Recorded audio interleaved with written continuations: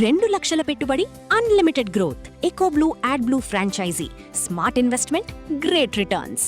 ఆంధ్రప్రదేశ్ రాజధాని అంశం రోజుకో మలుపు తిరుగుతుంది. రాజధాని సమస్యకి లేదా రాజధాని నిర్ణయానికి ఒక ఫుల్ స్టాప్ పడిపోయిందని పదే పదే చెప్తున్నా విపక్ష నేత జగన్ మాత్రం ఊరుకునేటువంటి పరిస్థితిలో లేరు. మావిగన్ నినాదాన్ని బలంగా జనంలోకి తీసుకెళ్లే ప్రయత్నం చేస్తున్నారు. 2029 ఎన్నికల ఎజెండా అదే అంటున్నారు. ఇది నిజంగా సాధ్యమయ్యేటువంటి అంశమా? మావిగన్కి అమరావతికి అసలు తేడా ఏంటి? విశ్లేషించే ప్రయత్నం చేద్దాం.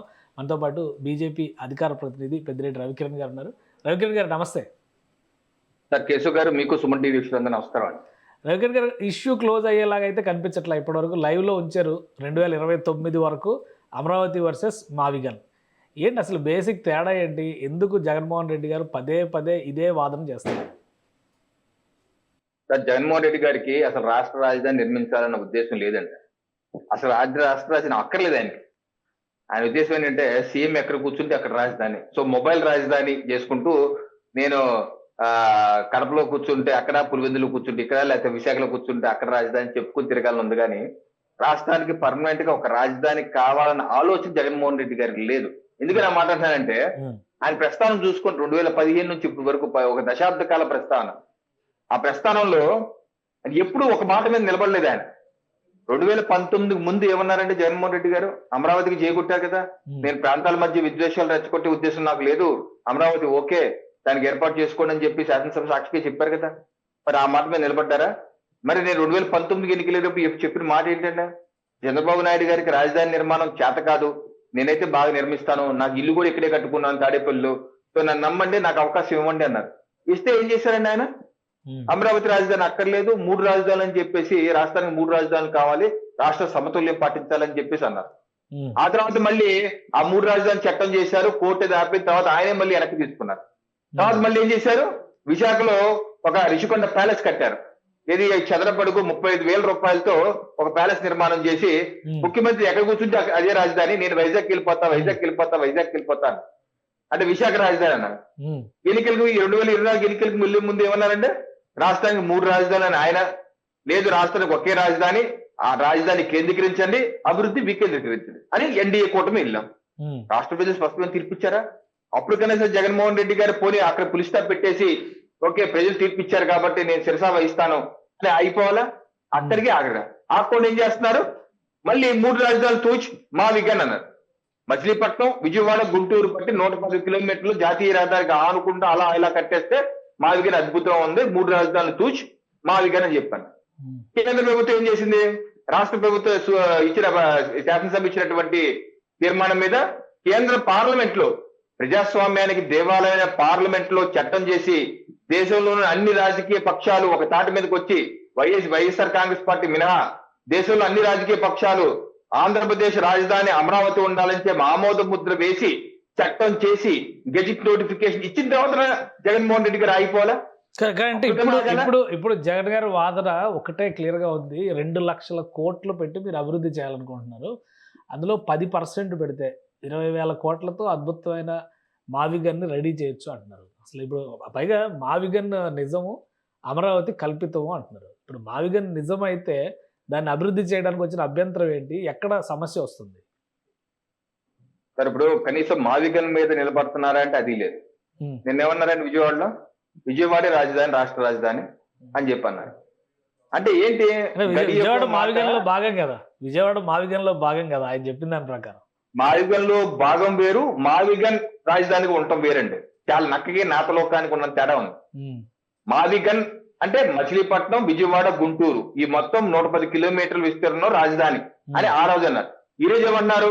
విజయవాడ మాత్రమే రాజధాని అంటున్నారు. వీళ్ళు చాలా తేడా ఉందండి.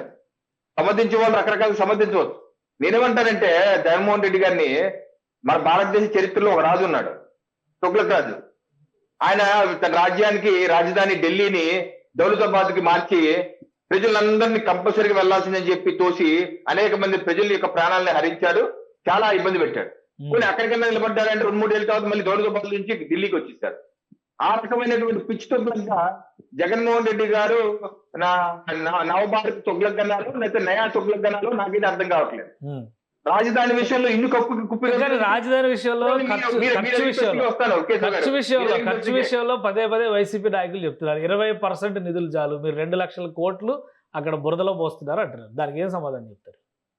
ఒకవేళ అదే నిజమైతే మరి 5 ఏళ్ల పాటు 20,000 కోట్లతో కట్టేసి చూపించచ్చు కదండి మరి, ఎందుకు కట్టలేదండి వాళ్ళు? అప్పుడు ప్లాన్ ఏ అనుకున్నారు, ఇప్పుడు ప్లాన్ బి అంటున్నారు. అప్పుడు ప్లాన్ ఏ అని చెప్పారు, 3 రాజధానులు 3 నగరాలు కాకపోతే 3 ఊళ్ళకి వెళ్ళిపోయినా రాజధాని చేయండి అంటున్నారు. ఇప్పుడు అంటే వాళ్ళ ఇష్టం, ఇంకా కాదు 3 గ్రామాలు 3 ఊళ్ళు ఎక్కడ 3 కాదు 3 సందులు, ఇదేనా అంటే పిచ్చా ఏమన్నా? అందుకనే పిచ్చి తొక్కులకి అంటున్నారు, నయా తొక్కులకి తయారయ్యారు ఆయన. అంటే ఒక స్కాన్ ఉన్నారు కదా సార్, నాకు అర్థం కాదు. ఖర్చు పక్కన పెట్టండి అంటే ఒక విషయం చెప్తున్నారు, మచిలీపట్నం ఉంటే పోర్ట్ వస్తుంది, గన్నవరం ఎయిర్పోర్ట్ వస్తుంది, గుంటూరు ఉంటే వాణిజ్య కేంద్రం అవుతుంది. అంటే 3 రకాలుగా కూడా ఆల్రెడీ ఒక 50 లక్షల మంది జనాభా ఈ 3 ఊళ్ళ మధ్య, ఈ 3 నగరాల మధ్య బతుకుతున్నారు. సో జనాభా ఉన్నటువంటి రాజధాని అవుతుంది మావిగను. అది కదా వాళ్ళు చేస్తున్నటువంటి వాదన. ఇప్పుడు అమరావతిలో మీరు కట్టిన తర్వాత మళ్ళీ జనం రావాలంటే టైం పడుతుంది. ఆల్రెడీ ఈరోజు కేసీఆర్ నాని గారు ఒక స్టేట్మెంట్ ఇచ్చారు, 50,000 మంది పేదలకు పట్టాలు ఇస్తే మొత్తం అన్ని క్యాన్సిల్ చేసేసారు చంద్రబాబు నాయుడు గారి ప్రభుత్వం, ఇంకా అసలు అమరావతిలో పేదలు ఎక్కడ ఉంటారని చెప్పి అడుగుతున్నారు ఆయన. మీరు కట్టే భవనాల నీడల్లో గుడిసెలు వేసుకొని ఉండాలా ఏంటి అనే డౌట్ వస్తుంది జనాలకి. ఏంటి అసలు ఈ లాజిక్ని ఏ విధంగా బ్రేక్ చేస్తారు కూటమి నాయకులు? అక్కడ లాజిక్ ఏం లేదండి, అంత నాన్ సెన్సే. లాజికల్ గా ఉంటే తన 5 ఏళ్ల ప్రభుత్వ హయాంలో ఏదైతే లాజికల్ అనుకున్నా చేసి చూపించాలి కదా. 5 ఏళ్ళు ఏం చేశాడు మన ఆయన? గాడికి పళ్ళు తోవారేమన్నా, కేజీ గుడ్డి కూడా పళ్ళు తోవారేమన్నా? 5 ఏళ్ళు చేసింది ఏంటి మరి? ఏదో ఒక్క నగరం అన్నా 3 రాజధానులు అన్న వ్యక్తి చేసింది ఏంటి? రిషికొండ ప్యాలెస్, ఆయన ఉంటాకి విలాసాలకి కమోడి లక్షల కోట్లు, బాత్ షవర్లు లక్షల కోట్లు, వీటితో చేసి అడుగు 35,000 రూపాయలు చదరపు అడుగు 35,000 రూపాయలతో అక్కడ కడితే అది తప్పులేదట. ఇక్కడ రాజధానిలో ఐకానిక్ టవర్స్ లేటెస్ట్ టెక్నాలజీ ఉపయోగించి కడతంటే చదరపు అడుగు 15,000 రూపాయలు పెట్టి కడతంటే అది దుర్వినియోగం అంటాడు ఆయన. ఏ రకంగా దుర్వినియోగం? 35,000 రూపాయలు దుర్వినియోగమా, 15,000 రూపాయలు దుర్వినియోగమా? Iconic towers technology, new technology 40 అంతస్తులు దానిలో నిర్మాణం చేస్తుంటే దాని దుర్వినియోగం ఏ రకం అవుతుంది? ముందు దుర్వినియోగం వ్యక్తి 35,000 రూపాయలు ఏ రకంగా కట్టాలని చెప్పాలి కదా. దానికి అదేమో అద్భుతం, దాన్ని వాడుకోండి, దేనికన్నా ఓడుకోవచ్చు కదా అని చెప్పి ఉచిత సలహాలు చెప్తారా? ఈ రోజు ఏమో దుబారా. నేను ఒకటే చెప్తాను సార్ రాష్ట్ర ప్రజలకు విధారా, 2019 ముందు కూడా ఇటువంటి వాదన చేశారు జగన్మోహన్ రెడ్డి గారు.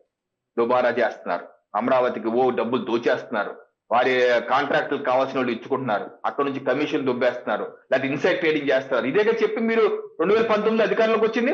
చంద్రబాబు నాయుడు గారికి చేత కాదు నేను నిర్మిస్తాను వచ్చారు కదా, మరి ఏం చేశారు? మీరేం చేశారా? కట్టి చూపించారా? మరి అవినీతిని వెలికి తీసి డబ్బులు జమ చేయించారు ఏమన్నా? ఇన్సైడ్ ట్రేడింగ్ అంటే కోర్టు తిట్టిపోతుంది కదా, మీ కేసు కొట్టిపడేసింది కదా. అంటే మళ్ళీ అదే పాత స్టోరీ. నేనేంటంటే రాష్ట్ర ప్రజలు చెప్తుంది, జగన్మోహన్ రెడ్డి గారు మళ్ళీ పాత స్టోరీ ఎత్తుకున్నారు. ఏ రకంగా 2019 అబద్ధాలు అసత్యాలు చెప్పి దుర్యోగం. ప్రజలకు ఒక అయోమయం కదా, ప్రజలకు ఒక అయోమయం, గందరగోళం. రాజధాని ఇదే అని మీరు చట్టబద్ధత చేసినప్పటికీ కూడా ఇంకా రాజధాని మీద చర్చ జరుగుతూ ఉండడం, దుర్వినియోగం జరుగుతుందా, స్కాములు జరుగుతున్నాయా, లేదా అనవసరమైన ప్లేస్లో రాజధాని కడుతున్నారు, అసలు ఆ భూములే పనికిరావని చెప్పిన వైసీపీ నేతలు పదే చెప్తున్నారు. కానీ ఇక్కడేమో నిర్మాణాలు జరుగుతున్నాయి. ఇది రియాలిటీలోకి రావడానికి ఇంకా టైం పడుతుంది అంటున్నారు. ఇవన్నీ చూస్తే ఒక కన్ఫ్యూజన్ ఉంటుంది. ఎన్ని రోజులు ఈ కన్ఫ్యూజన్, ఎన్ని రోజులు ఈ గందరగోళం? జగన్మోహన్ రెడ్డి గారికి కావాల్సిందే కన్ఫ్యూజన్, గందరగోళం. ఆయన సృష్టించే ప్రయత్నం చేస్తారు. కాకపోతే రాష్ట్ర ప్రజలు కానీ ఎన్డీఏ ప్రభుత్వం కానీ గందరగోళాలకు గురి కాము, నీ ట్రాప్ లో పడము. మేము 2029 ఎన్నికలకి లోపు మౌలిక వసతులు పూర్తి చేస్తాం, ప్లాట్లు రైతులకు ఇచ్చేస్తాం, ఎమ్మెల్యే ఎంపీ క్వార్టర్స్ కానీ మిగతా ఐకానిక్ టవర్స్ కానీ లేకపోతే కొత్త అసెంబ్లీ బిల్డింగ్ కానీ హైకోర్టు బిల్డింగ్ అన్ని పూర్తి చేస్తాము, ఒక స్వరూపం తీసుకొస్తాము. అలా చేసి జగన్ గారికి చెంపపెట్టు సమాధానం చెప్పి ఎన్నికలకు వెళ్ళి మరో 5 ఏళ్ల పాటు మాకు అవకాశం ఇవ్వండి, మరింతగా అభివృద్ధి చేస్తామని చెప్పి అంటాం. జగన్మోహన్ రెడ్డి గారి ప్లాన్ అదే. ఏం ప్లానో తెలుసా? ఇలా గందరగోళపరిచి అమరావతిలో నిర్మాణం చేయకూడదు, ఆగిపోవాలి, ప్రైవేట్ పెట్టుబడులు రాకూడదు, అందరు రియల్ ఎస్టేట్ పడిపోవాలి, అందరు దానికి దూరంగా ఉండాలి, మేము కూడా కన్స్ట్రక్షన్ ఆపేసి గందరగోళంలో ఆపేస్తే అప్పుడు 2029 ప్రజలకు ఏమంటారంటే, చూసారా 5 ఏళ్ల పాటు అవకాశం ఇచ్చావు అయినా కట్టలేదు, చేయలేదు, అందుకే నీ వల్ల కాదు అని చెప్పుకోవాలని ఆయన ఉద్దేశం. అందుకనే ఆయన మరోసారి ఒక ఎజెండా సెట్ చేస్తున్నారు. 2029 కంటే మావిగన్ వర్సెస్ అమరావతి అట. 2024 ఇచ్చారు కదా 3 రాజధానులు వర్సెస్ అమరావతి. మరి దానికి కట్టుబడి ఉన్నారు మీరు? దానికి కట్టుబడి లేరు. మళ్ళీ 2029 ఇంకోటి అంటున్నారు, 2039 ఇంకోటి అంటారు. ఇదే ఆయన దాని ధోరణి. అమరావతిలో నిర్మాణం జరగదు. ఈ రోజు మా ప్రభుత్వం కమిటెడ్ గా మొత్తం వర్క్స్ ఫుల్ ఫ్లెడ్జ్ గా జరుగుతున్నాయి. ఎక్కడికి డబ్బులు కొదవలేదు, వర్కర్స్ కొదవలేదు, పని కొదవలేదు. వర్షంలో మునిగిపోతుంది మొదలుగా ప్రచారం చేశారు. మొన్న లోకేష్ గారు కూడా చూపించారు వర్షం చేసి ఏదనేటువంటి మనకు కూడా హ్యాపీగా జరుగుతుందో. ఇవన్నీ చూసి తట్టుకోలేక జీర్ణించుకోలేక దుగ్ధకి లోనై ఏ రకంగా చంద్రబాబు నాయుడు గారు మొదలు పెట్టారు కాబట్టి ఇది పూర్తి అయితే చంద్రబాబు నాయుడు గారికి పేరు వస్తున్నాయి అని చెప్పేసి తన యొక్క సంకుచిత భావం తప్పితే, కుళ్ళు కుటుంబాలు తప్పితే, ఈశా దేశాలు తప్పితే నాకు దీంట్లో ఏం కనిపించట్లేదు. మేము కానీ రాష్ట్ర ప్రజలు కానీ జగన్మోహన్ రెడ్డి గారి ట్రాప్ లో పడం. అమరావతి నిర్మాణం ఇందాక చెప్పినవన్నీ పూర్తి చేసి మేము ఎన్నికలకు వెళ్తాం. ఇది మాకు సవాల్. కంప్లీట్ చేసి ఎన్నికలకు వెళ్ళినా కానీ ఎన్నికల ఎజెండా ఇదే ఉంటుందని చెప్పారు సజ్జల రామకృష్ణారెడ్డి గారు. కూడా ఒక పాయింట్ అమరావతి వర్సెస్ మావిగానే ఉంటుంది, ఇంకా చాలా అంశాలు కూడా వస్తాయని వివరణ కూడా ఇచ్చారు. అంటే మీరు ఒకవేళ ఫస్ట్ ఫేజ్ కంప్లీట్ చేసినా అమరావతి వర్సెస్ మావిగన్ చర్చ లైవ్ లో ఉంచుతామని జగన్మోహన్ రెడ్డి గారు అన్నట్టే కదా. ఏమంటే ఈ రోజు దేశ అత్యుత్తమైనటువంటి ప్రజాస్వామిక దేవాలయం పార్లమెంట్ లో చట్టం చేశారు. ఆంధ్రప్రదేశ్ రాష్ట్ర రాజధాని అమరావతి అని.